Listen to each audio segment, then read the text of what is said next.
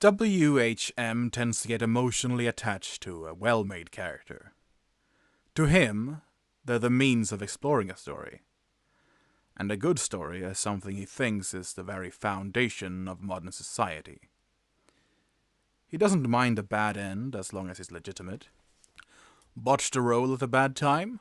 Shit happens. Bad choice in character? Meant to be.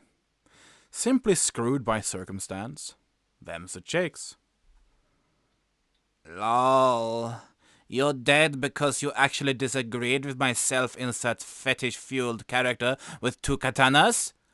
I actually had to stop him from choking the fat bastard. Which makes him sound like a bad person, ruled by petty emotion, but the truth is, he is like a bear. Normally quite chill, but not that easy to piss off, normally. So he doesn't move often, but when he does, things like Henderson happen.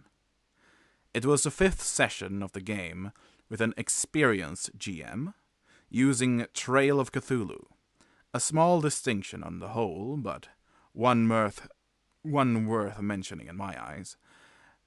And he'd already lost 3 characters to the stupidest shit. Seriously, the last one, some evil force put a curse on him, and ended up being killed by a horse, falling out of an airplane. Yeah. So, the GM goes to grab the pizza, since it was his turn to pay. And I could feel the room cooling slightly. WHM's expression never changed. He never looked at me or the other 2 guys. I know you're thinking about leaving, but I want you to stay. I want you to watch what I'm about to do. I knew this was bad, because while he can get frustratedly mad, which is hilarious by the way, he makes a choking noise in the back of his throat like a murloc caught in a trash compactor. But when he gets truly pissed, he gets calm. We continue for the evening, and about a week later we come back. He's giving me a ride, and he looks like he hasn't slept in 2 days. And the stubble is almost, but not quite, into gangly half-beard territory. I've done something. I'm not sure it's a good thing yet, he says as he hands me the little binder thing he keeps his characters and sheets and notes in. You've done something? I ask as I take the folder from him. I created... No. Created is the wrong term. I feel like it was already there, waiting for me to give it life. I put a thing on paper, and I'm bringing it down on that fat fuck like the wrath of God. Uh-huh, I say as I look at the sheet. Is Henderson his first or last name? I don't even fucking know. So then I look at the stack of paper he called a backstory. I start reading it, and I'm immediately fascinated by what can only be called a tome of madness. It switched perspectives and tone wildly. At one point, it's written with stage directions in the form of a script, and at one point it went to German. And I know the fact he only knows like 2 words in German, while I'm kind of fluent. The German was in his hand, and it was grammatically flawless. I find my voice. What? What?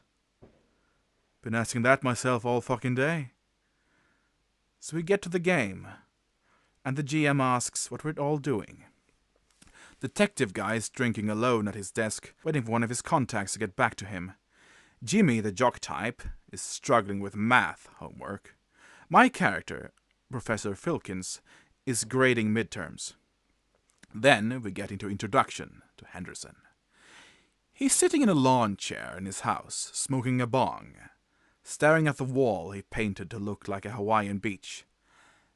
You know, Rupert, he addressed the stuffed parrot, currently resting on the arm of his chair, you're a good friend.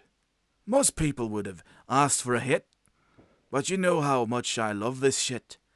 Way better than that we've had back in Nam, he chuckles. and then he begins reminiscing. You know, I still remember the first time I got high, back in my older brother's van. You know, must have been some good shit too, because I'm an only child.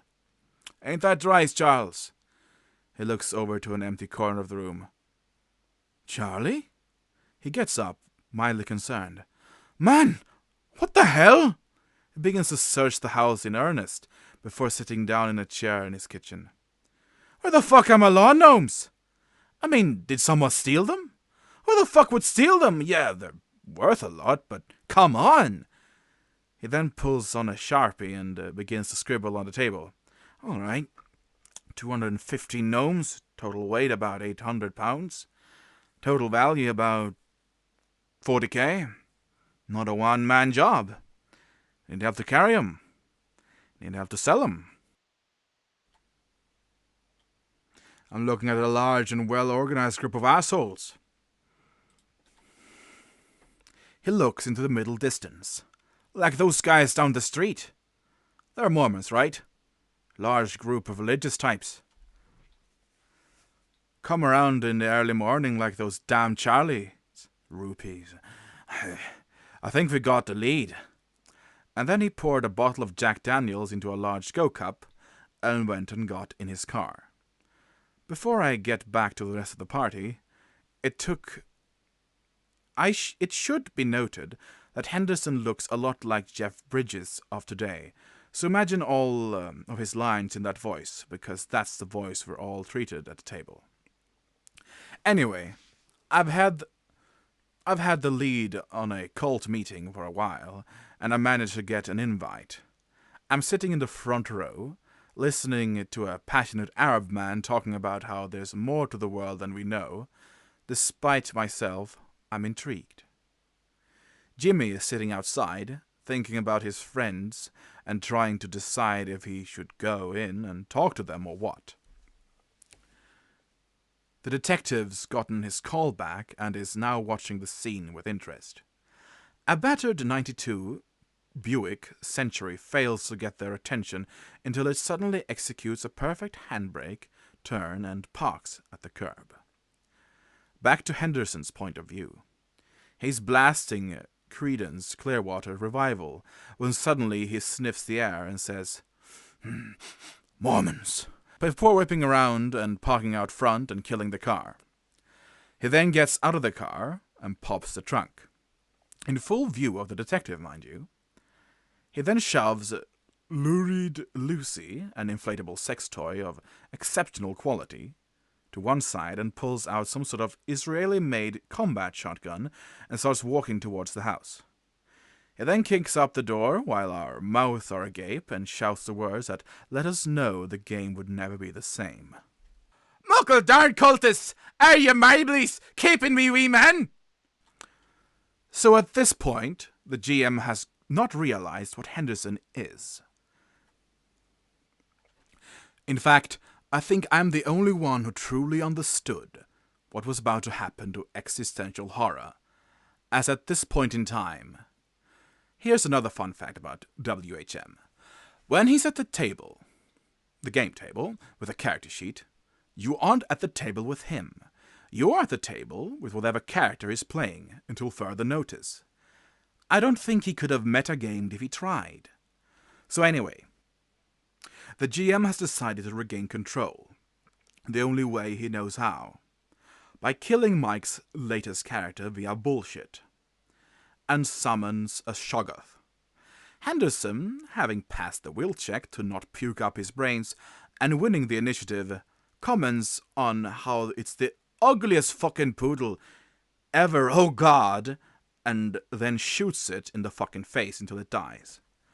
Then he shoots the cultist guy who summoned it, then he shoots me, and then a random guy, then he pisses on the Shoggoth's corpse, since everyone else is too busy losing their shit in a panic over the creature that should not be being summoned, and casually sets the tapestry on fire with his cigar as he walks out of the door. So then everyone still alive runs the fuck away from the burning building before the cops show up.